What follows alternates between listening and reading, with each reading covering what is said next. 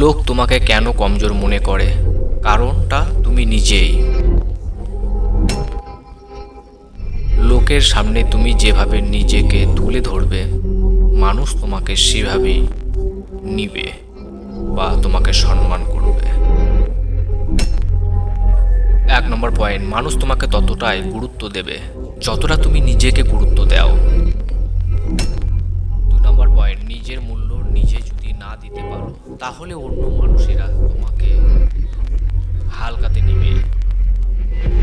3 নম্বর point, সবসময় সবার মন জয় করতে গেলে নিজের ব্যক্তিত্ব সবসময় হারিয়ে ফেলতে হয়।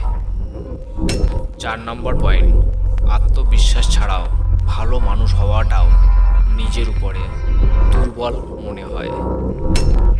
5 নম্বর পয়েন্ট, মানুষের সামনে তুমি যেমন করে নিজের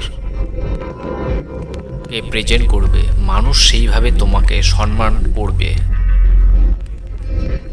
5 নম্বর পয়েন্ট, তুমি মানুষের উপরে যেভাবে নিজেকে উপস্থাপন করবেন, মানুষ ঠিক সেইভাবে তোমাকে চিনতে শুরু করবে।